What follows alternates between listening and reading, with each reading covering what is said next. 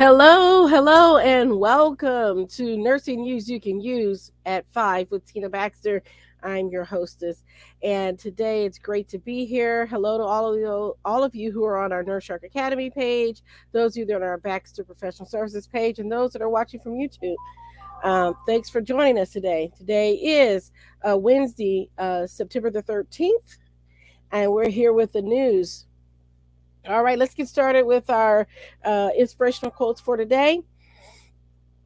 Never regret anything that made you smile. Never regret anything that made you smile. That's from Mark Twain. Be the change you wish to see in the world. Be the change you wish to see in the world. That's from Mahatma Gandhi. And last, face your life, its pain, its pleasure, leave no path untaken. Face your life, its pain, its pleasure, leave no path untaken by Neil Gaiman. This is our inspirational quotes from today, all from the Inspirational Daily Calendar by Lauren Dratch. Okay, let's go ahead and get started for our news. We got some great announcements that we'll have and hold to the end. But I always like to jump into our news um, segment.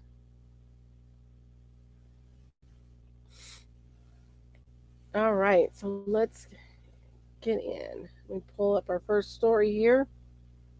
First of all, how are y'all doing? Isn't it great to have this great weather, though? It's not too hot, not too cold. I kind of love this time of year. We're getting ready for fall and all things fall. I get excited. I love fall. Fall's one of my favorite seasons. I love summer, but I really like the fall because it's, again, that's not too cold. The leaves are changing. It's just beautiful and gorgeous outside, and I love it. So let's start with our first story here. We're going to start with this story. I thought it was kind of interesting, and I want to get your thoughts and take on it. So let me know what you think. I'm going to get us ready here.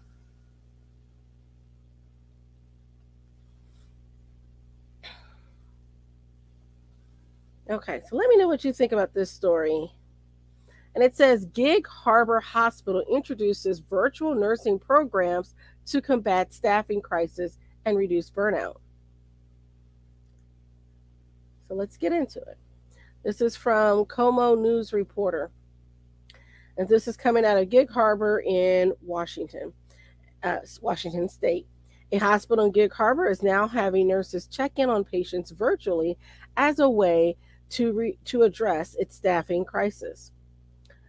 They go on to say that it is the first of its kind type of program to be a better support for staff members so that they don't have to worry that their patients are not being monitored. And it says the division director of virtually integrated care, Jordan Trimper, has said it can help unburden our bedside nurse and really support them in their day to day. When you're not worrying about all your patients because you know that you have support, it allows you to have that mental relief and you have psychological safety that significantly reduces burnout, according to Senior Vice President, Senior Nursing Officer Diane Ora. So it says, so these enhanced nurses is what they're called. Enhanced care nurses work in hospital offices or from home. They can help with admissions, discharge, and education. Patients like Sharon Kafer had reservations about virtual doctor visits from home throughout the pandemic, but says she can get on board with this new model if it will support staff. She says, I agree with it, but I really hope that they're careful about continuing high quality health care. And that's always going to be my concern as well. And it says, it's important to note that they do not replace bedside nurses, and the patients do have an option because some patients may be uncomfortable seeing a nurse or a person in their room zoomed in on a monitor. Aro also claims that the new tech has decreased nurse burnout and actually helped fill the hospital's 21 nursing vacancies. It said when they implemented the program, they had 250 people apply for it. What that's telling us is that we have nurses that are willing to come back to the workforce or to stay in the workforce, but we have to offer them something that's different. They're not looking for the traditional care models, they're looking for something that allows them to have the flexibility that everyone yearns for. I'm going to say amen to that, sister. Okay. We just had this conversation among my work colleagues in my practice, not Max Professional Services,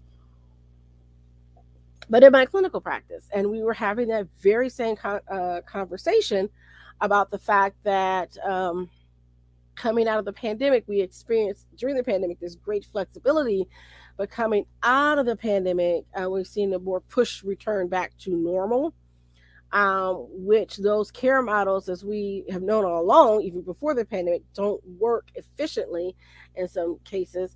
And I don't see them working now. And so that's some of the concerns that we have had. And so these conversations need to be happening. What do you think? Would you accept a nurse rolling in on a cart on a screen talking to you and taking care of you or your loved one? Let me know what you think in the comments. I think it's a very innovative program and it can possibly work given the fact that maybe that person is monitoring someone who is a fall risk and they can alert them and ask them to not get up. I don't know. What is it that we could do to use this model to make it safe and effective for everyone without taking away from patient care? So let me know what you think in the comments. Let's have a discussion about that.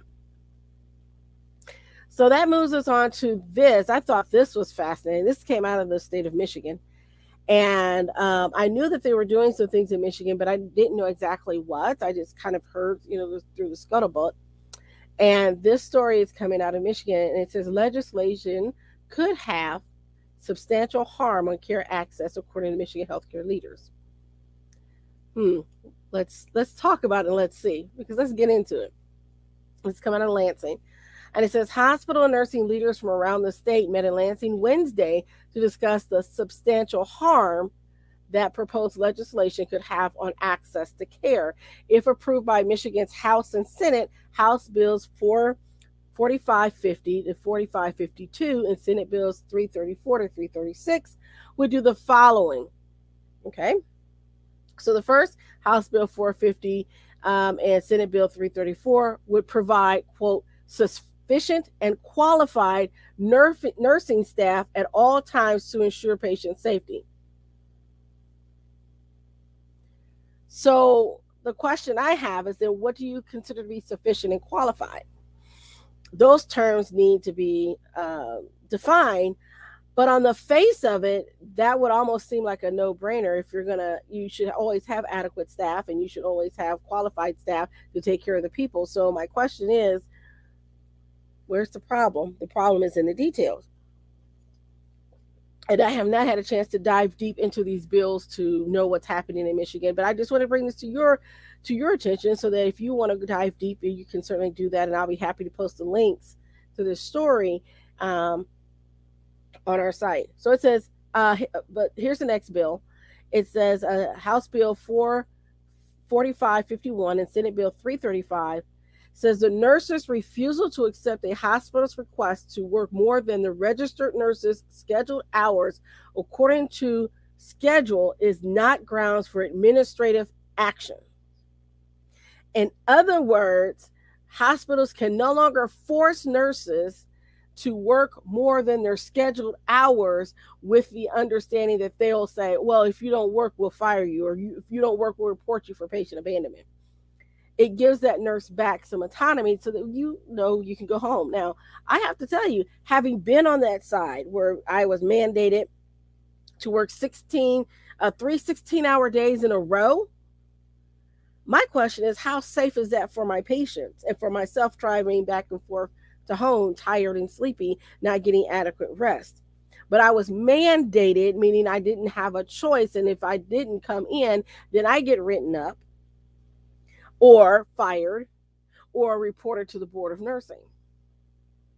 And so on the face of this looks like a great bill, and I'm hoping for Michigan that it goes through, because I think that your inability to plan effectively for call offs, work stoppages, whatever that may happen, should not impact my license and my ability to do my work. Now, am I a team player? Yes. Am I the one that will go above and beyond? Of course. Always have, always will, knowing that that's my personality. But on that third day of having worked those back to back doubles, that's the day I decided I was getting a new job.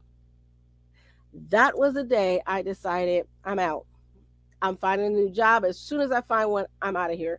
And within, I would probably say about 3 months, I was already gone and moved on and moved up. So this is what I'm saying. You can play that game if you want to, but then you have that turnover, you have all that money, expense in training a new nurse, and it's just a vicious cycle. So here's the last bill. It says House Bill 4552, Senate Bill 336. Each hospital is required to create an accurate record of direct care, registered professional nurse to patient ratios in each unit for each shift. Maintain the record, which must include number of patients in each unit and hours of each nurse for each shift for no less than 3 years. So again, that you can't play that, oh, well, we had adequate nurses, they just were scattered all over the place. You can't play that. You have to keep that data for 3 years. So it's going to be quite interesting to see what happens with that. And of course, the response from the Health and Hospital Association is always going to be, this is from Brian Peters, it says, it threatens the ability to provide access to patients. I don't see how. While these proposed bills may be well intended and while they may on the surface seem like a reasonable idea, the truth is anything but. In other words, it cuts into profits, and we all know that's the issue. It says one of the biggest challenges faced by the MHHA members on a daily basis relates to healthcare workforce.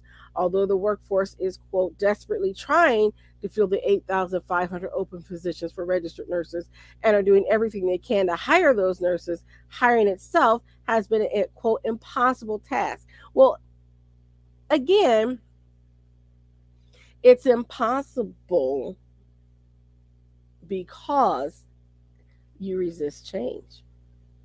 May I propose that if you made the working environment that much more enticing, that you treat nurses like, I don't know, humans instead of capital, or actually, we're not capital, we're actually more of liability. Instead of treating nurses as liabilities and treating them as assets, maybe that might help. And then maybe in a more personable touch of things like making sure everybody gets a lunch break. If you got to go to the bathroom, you can within a reasonable time. If you need a vacation, you stop just blanketly saying no to everything and allowing people time off to rest and giving them adequate time to call off and rest. And when they're on vacation, stop calling them to come into work. Those are just some of the suggestions I have, But what do I know? I've just been a nurse forever. Okay. Anyway, let's move on because I can get on my soapbox on this one. All right, so let's see what happens with Michigan. We'll keep an eye on that. Okay, let's go to our next story.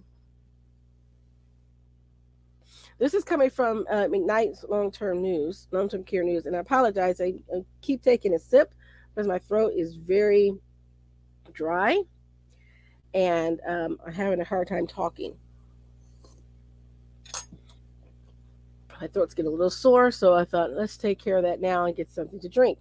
All right, so let's take a look at this. This is a story from McKnight's long-term care news, and this has been across a lot of different news feeds, so you can certainly see articles in other places. But I typically like to choose this particular outlet just because I wanted to get an idea of what the response is that they have to the nursing home industry.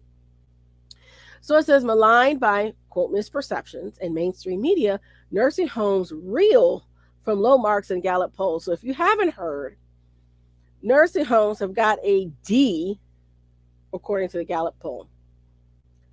I'm not surprised, only because I know that there's still very much an attitude that the nursing home is a place you go to die. It still very much is the attitude. And I just had a conversation with a client the other day who was upset because mom had to go into a nursing home, but no one was able to physically care for her. So it was either that or she live alone and potentially be put at harm's way. So, it's again, it's usually the place of last resort for a lot of people. And so I'm not surprised by this. But anyway, let's get into the story. It says barely 1/4 of Americans believe that nursing homes are safe environments, while fewer than 10% give such facilities high marks for the overall quality of care provided, according to a new Gallup poll. 6% of people gave nursing homes a failing grade of an F, while 36% assigned a grade of D. Just 1% said facilities were excellent and deserved an A, and 8% awarded a B. Gallup and West Health, a nonprofit medical research organization, conducted the poll through a nationally represented audience of approximately 100,000 people via online answers July 5th through the 24th, and determined that most adults in the U.S. would reluctantly admit a relative to a nursing home.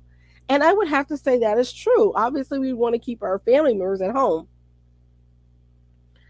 So the author said, the Gallup author said, the new poll makes it clear that nursing homes have much work to do to instill more public confidence in their facilities. While it's natural that people entering nursing homes would have reservations about the lifestyle changes inherent in moving into such a care facility, they should not have to worry about their safety or the quality of the care they will receive.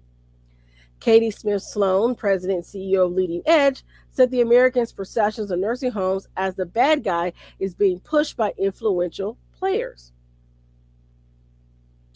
Tuesday, after the poll's release, she said, so it's no wonder that everyday Americans may be skeptical or fearful of nursing homes. Sloan warned President Biden in the USA Today op-ed that he was eroding trust in all nursing home operators through his administration's ongoing rhetoric, much of it meant to garner support for staffing minimums at the expense of well-intentioned providers. She went on to say, we know that attitudes about nursing homes are shaped by the fear of getting older and societal ageism that devalues older lives. This negative bias toward aging, combined with outdated funding models and underinvestment in nursing home infrastructure, has led to systemic chronic undervaluing of nursing homes. And I happen to agree with her on that one. Did you know, and I believe it's still in place, that there is a moratorium on new nursing homes in Indiana, which means you cannot really build new buildings for skilled nursing homes. You have these outdated buildings that need a lot of work to retrofit them for the 21st century, for the new care that we need to have. A lot of their rooms are made to be institutionalized, not necessarily to feel like a home-like atmosphere. And so these are some of those things that, again, that reimbursement is a big issue. And we've already covered on shows past about reimbursement and who gets the money and all of these different things that happen. So look at past episodes if you want to hear about that argument. So it's kind of interesting. I know nursing homes get a bad rap, which I think is bad. I've worked in nursing homes and I love the nurses and I love the people. And so I think that's important. Give me 1 second here. Okay, and so let's go on to our next article. 1 second. Okay. All right. Give me a moment. Let's go to a commercial break. I've got someone at my door. Okay, hold on 1 second. We've got a visitor. So give me 1 second. I can't pause it.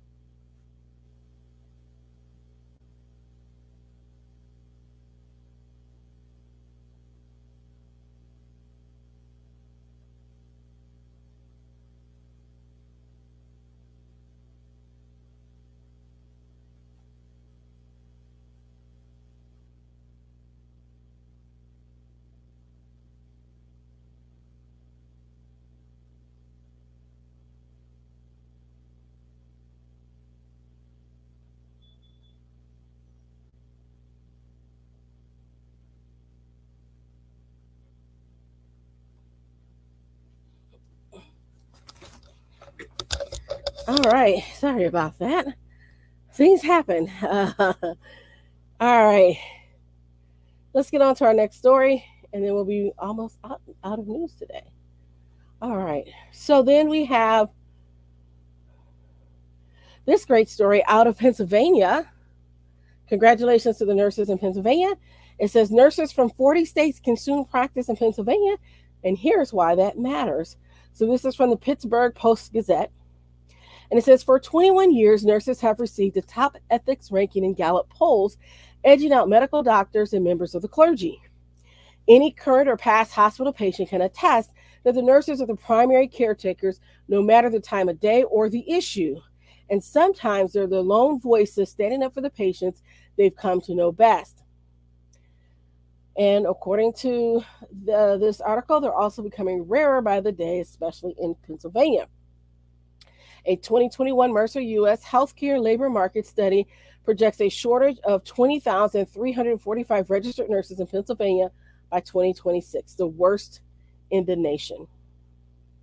The Hospital and Healthcare System Association of Pennsylvania's annual survey found an average vacancy rate of more than 30% among registered nursing positions in Pennsylvania hospitals.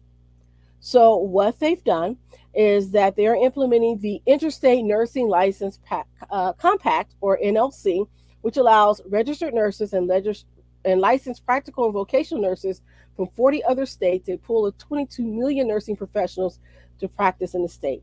So instead of having to get a license in each of those states, you can now get a compact license, which allows you to work in any of those states that are part of the compact. So that's nice. So travel nurses who wish to cross the state line for work, seeking telehealth jobs, and military spouses anticipating a move had to apply for a Pennsylvania nursing license, even if they were licensed in another state, and regardless of the years of experience. And as we previously reported, these could lead to extra fees, 4 to 6 weeks of waiting, or in one person's case during COVID, it was like 6 months before she can get a license. So all these things are happening. And so now we have more states that are entering the compact state. So there are some reasons that the Pennsylvania State Nurses Association initially opposed the NLC when it was established in 1999. It says Pennsylvania State Nurses Association had opposed to Pennsylvania joining the NLC due to issues like the potential for significant lost licensure revenue for the State Board of Nursing, uncertainty over licensing requirements, and public safety concerns. So that was in response to what they thought in 1999. Now they've changed their mind. The group surveyed other 15 affiliates of the American Nurses Association about their experience with the NLC, which netted overwhelmingly positive responses, and they acknowledged the increased need for nurses given the COVID-19 pandemic.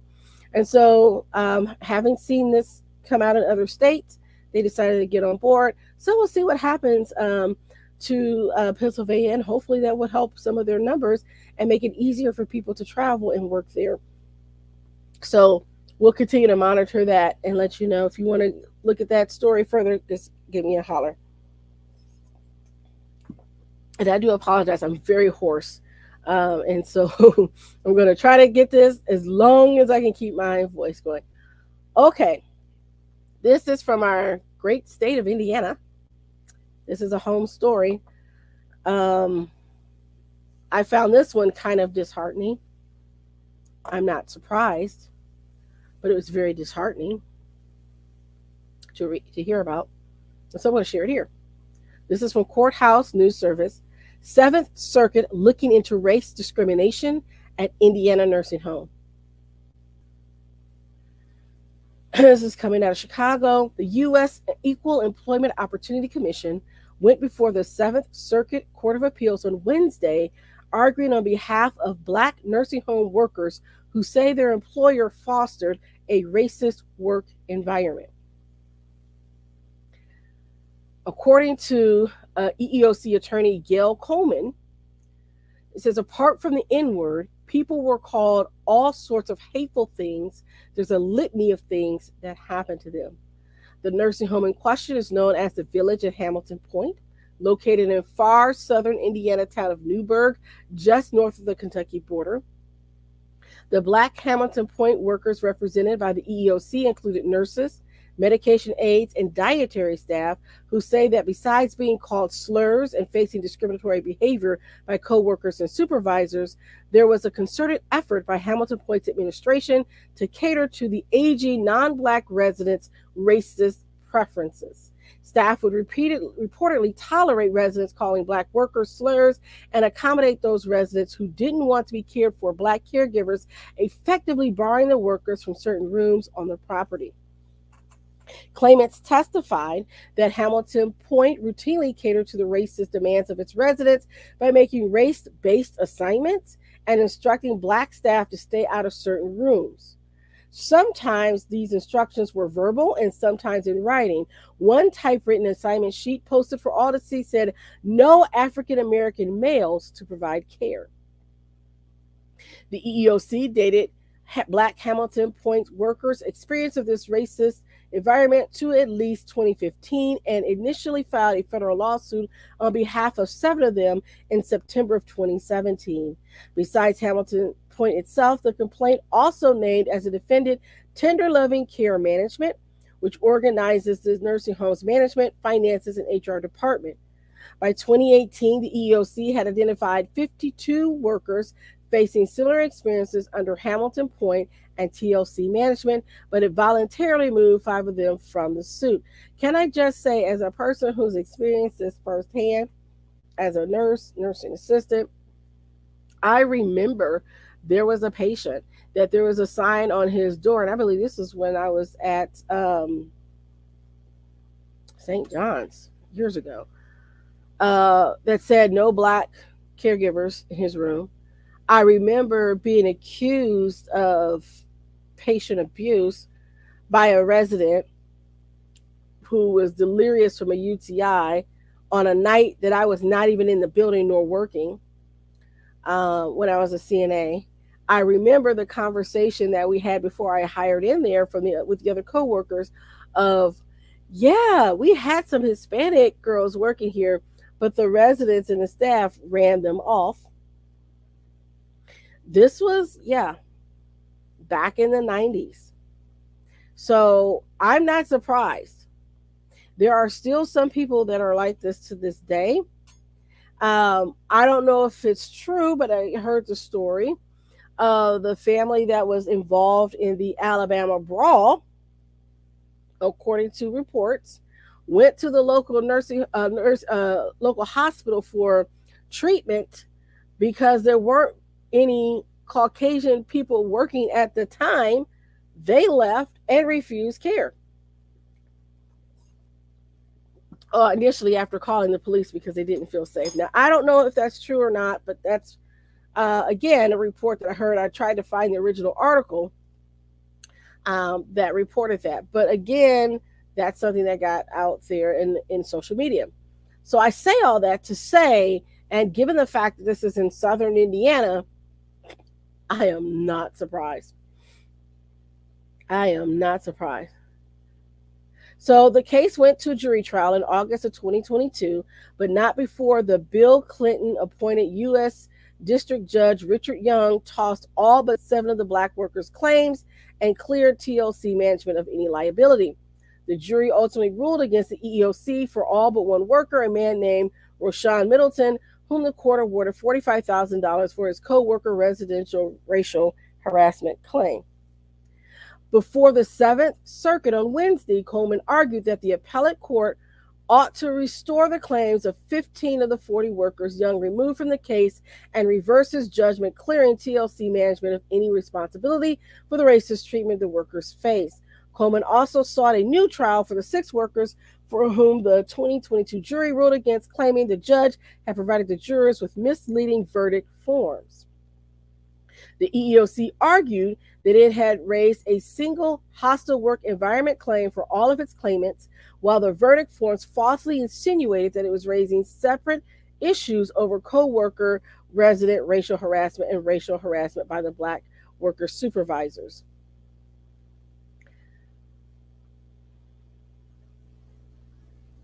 So the three judge justice appointed panel, consisting of Ronald Reagan appointees Kenneth Ripple and Joe Flum and Donald Trump appointee Michael Shooter, took the arguments under advisement but did not say when they would issue a ruling.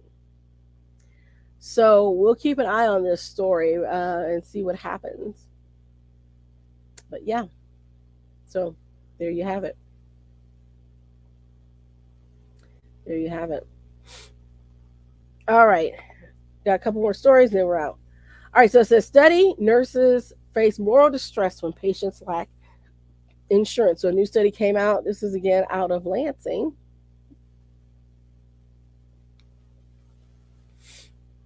The Capital News Service. It says nurses are caught in the middle between their professional ethics code and constraints on treating patients who can't afford medical care, a new study says. As a result, nurses in such situations may experience moral distress that places the profession of nursing in a position of moral compromise and threatens to corrupt the institution of nursing, according to researchers at Michigan State University and the University of British Columbia. The team interviewed 20 Michigan nurses with an average of 10 years of practice. Almost all reported caring for patients who at some point had not received medical care due to cost.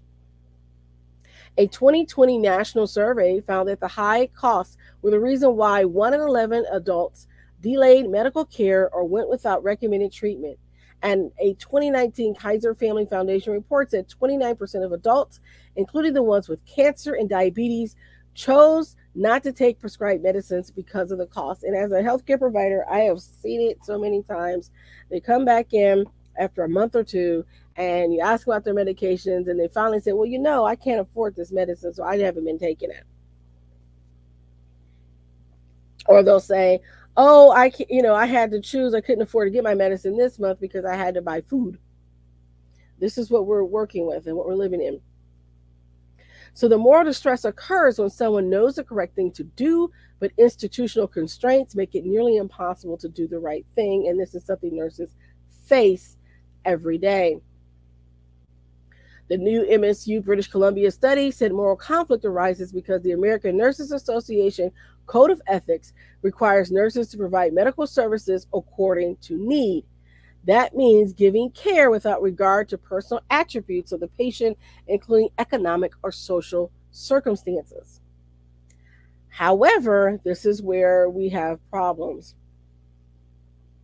It says the healthcare system currently treats healthcare in part as a public good, but at the same time regards healthcare as a market traded commodity where access is governed by the ability to pay. The nurses who were interviewed discussed how they see the healthcare system as broken, meaning it doesn't function to provide optimum benefits to patients. There's an escalating war between healthcare providers and insurance companies, said MSU nursing professor Douglas Olson, a co-author of the study. And I just saw an article off of Medscape where a lot of the physicians are facing burnout, and one of the reasons is because you've got this push and pull between the care that you should give, right? The care that's appropriate to the patient, but the payer source won't approve it because they're responsible for the shareholders and they want to make profit. And so you have this push and pull. And then patients without insurance or who aren't enrolled in a government program such as Medicare or Medicaid may be billed for their care, often at a much higher price tag than what insurance negotiate with healthcare providers. So the cost of healthcare is unfeasible unless you are extremely wealthy. And that is a big problem. So please take a look at that article for further information. I want to move on, and you can certainly look at that study. I want to move on to our last article for today. And this is another one. This is about a Texas woman arrested for impersonating a nurse. There isn't one other article. There's another article I did want to get to. Let me get to that one first. Yeah. Okay. I want to get to this one first, and we'll go to the next one. This is coming from Lex 18 Investigates, and it says, nurses said they had concerns long before nursing home co-workers arrested in Lawrenceburg. I want to go over this because of what happened. Okay. So it says, after the arrest of a nurse at a Lawrenceburg nursing home, 3 other nurses who care for patients at the facility said they feel something should have been done sooner. 50-year-old Abigail Hall is facing multiple counts of wanton endangerment, possession of a controlled substance, and theft of a legend drug, according to court records. She also faces 2 counts of knowingly abusing or neglecting an adult. The nurses who spoke to Lex 18 Investigate said that they and others tried to express concerns about Hall to administrators at the nursing home, Heritage Hall Care Center, long before the night of her arrest.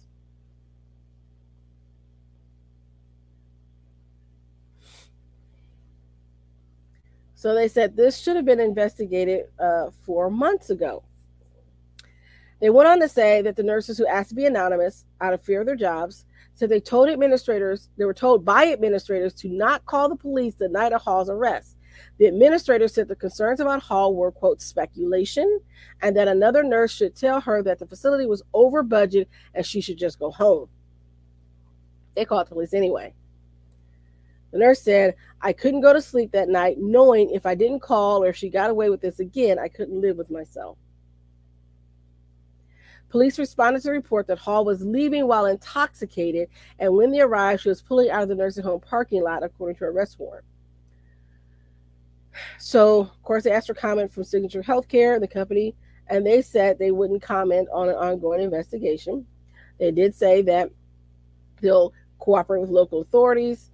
The person was arrested in this manner is from a staffing agency contractor and not employed by Signature Healthcare. So they said, she's not employed by us. As this is an active investigation, we can make no further comment with the exception of ensuring that the safety and well-being of our residents continues to be our top priority. And we commend the nurses and CNAs at Heritage Hall for reacting quickly in this manner. After being told by administrators, don't call because, hey, it's speculation. Here's my thing. As a nurse and who was formerly in management at the hospital, if you had that speculation, what you do is that you come in, which I know they didn't want to do because it was night shift, and you have that nurse immediately go and get a drug screen or something, or go to the ER, present, and you tell her it's part of her job. She has to go. Random drug screens are always part of the job, and then see what she has to say. But you come in and you confront them with this issue. You don't put, it might just be speculation. Yeah. So one of the nurses said, when I go to work, I treat these residents like they're my grandmother or my grandfather or my loved one. As nurses, we took an oath to do no harm and provide the best quality of care under the situation. So on the night of August 27th, when she was arrested, Hall was caring for 21 patients at the nursing home. The arrest warrant said that Hall appeared intoxicated and was suspected of stealing morphine. So they found a backpack that was Hall's at the nursing home that had 7 syringes of blue liquid. And this is the story I was going to report on last week, but I didn't. And so when this new stuff started coming out about the fact that the nursing home basically said, let's pretend it's not happening, I wanted to report about it. So one of the nurses says she was inebriated, intoxicated, and at work. She's taking care of fragile lives, and at any point in time, she could have killed someone, whether she gave the wrong blood pressure medicine or gave too much medicine or not enough medicine. Hall also told investigators that she replaced the taken morphine with a mixture of tap water and blue food coloring, according to the warrant. She stole meds from hospice patients that were unable to advocate for themselves. We haven't slept well knowing that they sat there lying in pain. One of the nurses spoke to the news outlet. So again, I just want you to notice this. This is from Scripps Media. This was published, so I just want you to notice the story. But that was just do the right thing. If you're the administrator and somebody's reporting this, get out your bed, drive to your facility, and investigate it at that time, because you were putting patients' lives at risk. To tell us, just tell her, we're overstaffed and go home, does not help the problem. And here's the other flip side of that.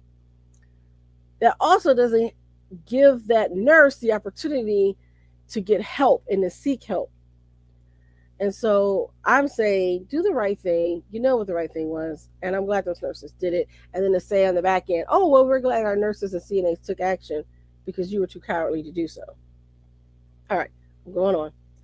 All right, so Texas woman arrested for impersonating a nurse. This was, I'm just, this is my second time reporting something like this in the last month or so. And I'm like, wait, is this becoming a thing that's even more so a thing?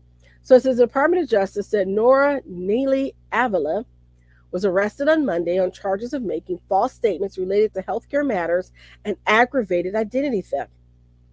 Prosecutors said she impersonated a nurse from January 2017 through December 2019. The prosecutor said she provided care through federally funded Medicaid and Medicare programs. She also obtained employment as a nurse trainer in a federally funded Job Corps program and was assigned to train future nurses. She was previously listed by the Texas Board of Nursing on its registry of imposters. The Texas Board of Nursing said she practiced as a registered nurse by using a license number belonging to another nurse with the same first and last name. The Texas Board of Nursing has listed nearly 24 people posing as nurses. The Department of Justice says Avila could face up to 5 years in prison and a $250,000 fine if convicted. In order to become a registered nurse in Texas, someone must have graduated from approved licensed practical nurse, vocational nurse, or registered nurse program, taken the NCLEX, and successfully registered. So I just brought that up because nurses, keep an eye on your license. Believe it or not, there are people out there that are trying to impersonate you. And keep an eye on those things. So that covers all of our news for today. I want to thank you for bearing in with me with all the interruptions that we've had today. It's been a crazy day and my crazy voice. I want to thank you for tuning in. Let's go ahead and get into some of our announcements for today. Very excited about what's happening this month. And so let's see. Coming up, we have on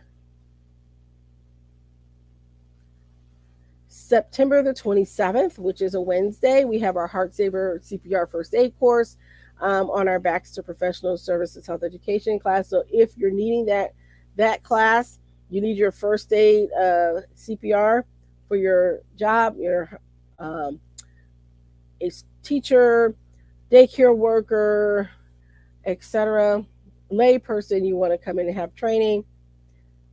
If you've got kids in foster care or DCS requires you to do these things, this class is available to you. That's September the 27th, 9 o'clock here at our office here in Anderson. Immediately following that, at 3 o'clock, we have our basic TB validation class. So those of you who need your TB validation, that's a great time for you to get that as well. And then we have our How to Start a CNA School master class will be on the 27th, and that starts at 6 o'clock p.m. So those of you who are interested in starting a CNA training school, that event is available to you, and you can certainly tune in for that as well. And then we have on Thursday the 28th, we have a brand new event, and this is our winning strategies for nurses on using social media. So I want you to be able to take your social media and use that for your nurse-owned business and to get some winning strategies on how to promote your events or your business on social media. So we'll talk about those things. I've had nurses ask about that. And so I thought, why not just have this class and give it a great time? So the class is available. You can see it on our Facebook page, on our Nurse Shark Academy Facebook page. You can go to that event and register there. You must register for the event. And then also you can see it on our Alignable page. You can register for the event on our Alignable page as well. So that's what's coming up for the month of September. And I'm pretty sure we'll have some more great things coming up for you in October. We've got other trainings coming up. So I appreciate you standing by and being a part of our show today.